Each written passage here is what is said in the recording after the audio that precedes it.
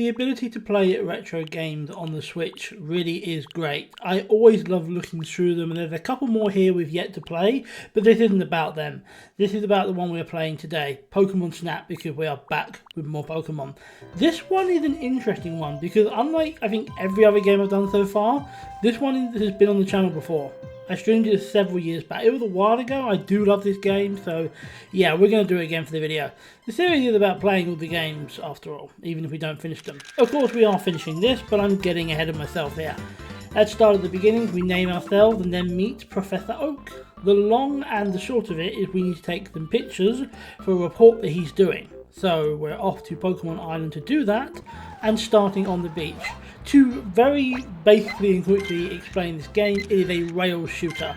The only difference is that we're not killing the Pokemon, because that would be a very different game. This is my first run through for a while, so I'm a bit rusty, and also we don't have everything we need for the best shots yet. I still do get a few good ones though, like this Pikachu, and I get some others too. And also it's just nice to see the world. Doing all this has unlocked us the second course, Tunnel. I like the tunnel, although to be fair I like all the courses, and it gives us some really interesting ones, but again we're lacking the stuff we need to get the best photos. Still gets us points and still gets us progressing though. To unlock stuff we do end up repeating levels, which is the point of the game, and I do that, and that unlocks food. We can use that food to get the attention of Pokemon, leading to better shots, like some of the ones we missed. Like I use Pokemon food to get this Chansey to come out, and then I use it on the Kangaskhan so I can actually get it not from behind. All new photos and more points for us. I also use it in the tunnel to get Magnemite pictures and then to blow up an Electro. There was a reason for it though, I wasn't just rude. It unlocked a level. Unsurprisingly, the volcano is full of fire Pokemon. Also Moltres, which was pretty cool to get. Getting them all here was enough, or getting all the ones that I can was enough to unlock the river, which feels like we're getting somewhere. Side note, these courses are great. Simple in their concept and their design, but they're all fun. To get any further though, we will have to do some more stuff. We have to unlock, so we go back to some old levels and do exactly that. I got a Dugtrio and a Magneton in the tunnel, which was cool, but still limited until I get the next unlockable, which I get straight after. The Pester Ball, which annoys Pokemon, is also handy. I use it to snap the Snorlax picture finally in the beach, and also a Cypher. Then I went to the volcano, used it to meet an Arcanine and some Growlithe before yeeting a Charmeleon into lava. The best one though for me was to get the Porygon in the river, because that also unlocks a new level. If I had to pick a least favourite level in this game, it would be the caves, but they are still good. We snapped some cool ones like a Jinx and a singing Jigglypuff. Finishing that also unlocks the valley, which is our final main course. Yeah, this game isn't that big. The first time going through the valley doesn't feel super productive, so I give it another try, getting some rock and some water Pokemon all the way through. I also get Dragonite, which is pretty cool, and another button which is hard to hit. I'll get it next time. To get it, I have to knock this Squirtle up a mountain to knock off a Mankey, and then knock that Mankey into the button.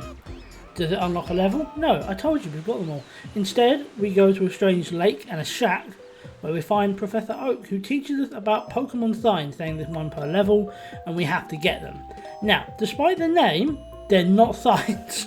What they are natural things that look like Pokemon. For example, that Kingler made out of rocks. I speed my way through them, hatching a Zapdos in a tunnel to turn on the power, so I can get a picture of a shadow that looks like Pinsir. I trigger a cloud that looks like coughing in the volcano, and I also yeet Charmeleon into lava again to get the Charizard I missed. I get Vileplume out of the way so I can get a photo of the Cubone statue. I forgot to mention I have a Pokeflute now. Yeah, I totally forgot that. I take pictures of lights that apparently look like Mewtwo and hatch Articuno for full set in the caves before getting the final easiest one on the rivers. It's literally right at the start. That unlocks the final level, so let's go. However, this isn't really a full level, it's just a chance for us to snap pictures of Mew. We pelt him with things, breaking the shield to stop us from getting the photos, then we get them. That's it. The game is finished. That didn't take too long. My thoughts on the game are probably obvious as I started the video saying how much I like this, but I will try to be non-biased.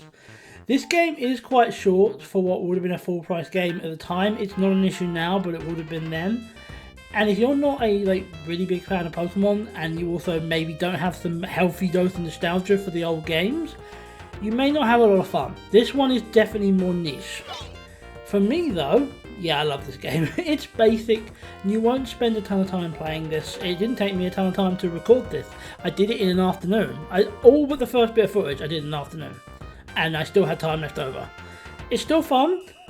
I would still play it. Especially because it only takes a few hours, so, you know, it's worth a go. Now that we've done this though, well, we will get back to Pokemon eventually. But until then, I still have a Mega Build update I need to release.